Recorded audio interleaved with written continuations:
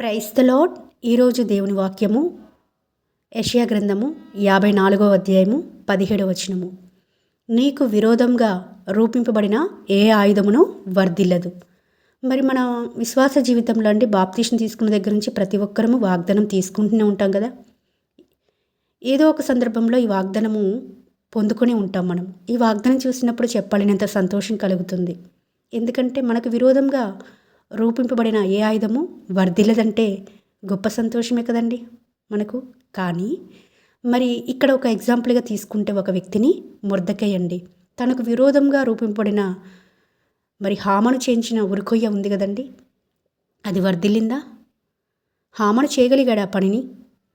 హామానికి Mordecai వంగకియు నమస్కారం చేయకు ఉన్నాడని కోపంతో తనని మాత్రమే కాకుండా యూదా జనాంగం అంతటినీ సంహరించాలని రాజు ఎద్దుకు వెళ్ళి తాకీదు తీసుకురావడం మనకందరికీ సుపరిచితమే.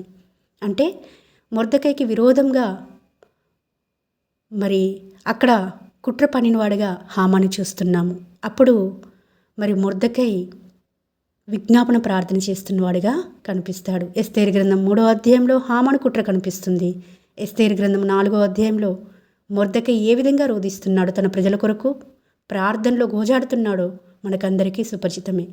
ఎప్పుడైతే మరి మన శత్రువు అంటే అపవాది మనకు విరోధంగా మరి కుట్ర కుతంత్రము పన్నాగం పనినప్పుడు మొర్దెకై వలె ఎస్తేరు వలె మనము ప్రార్థించగలిగినప్పుడు మాత్రమే అది ఆ ఆయుధము అంటే ఆ కుట్ర కానీ పన్నాగం కానీ ఆ కుతంత్రం కానీ మన మీద పనిచేయదని బెస్ట్ ఎగ్జాంపుల్గా మొర్దెకై విషయంలో యూదా జనాంగం విషయంలో జరిగింది మనకు జ్ఞాపకం చేసుకోవాలి.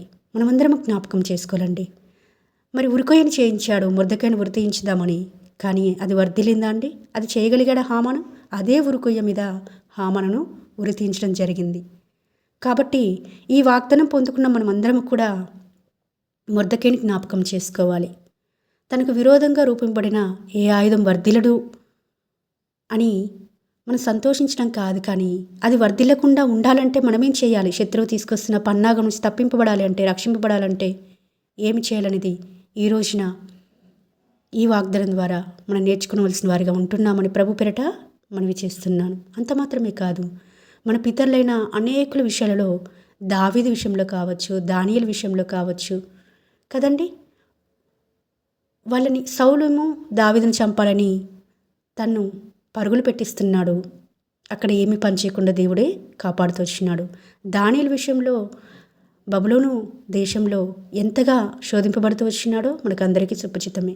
కాబట్టి ప్రార్థన ద్వారానే వారికి విరోధంగా రూపింపబడిన ఆ కుతంత్రాన్ని పన్నాగాన్ని జయించగలుగుతూ వచ్చినారు. అది వర్ధిల్లకుండా చేయగలుగుతూ వచ్చినారు. కాబట్టి మనం కూడా ఆ విధంగా ఉండాలని ఈ వాగ్దానం ద్వారా మనందరినీ దేవుడు మరి ఆ విధంగా సిద్ధపరిచినట్లుగా ఈ వాగ్దానం మన జీవితాల్లో నెరవేర్చబడినట్లుగా దేవుడి అట్టి సహాయం మనకందరికీ దయచేయునుగాక.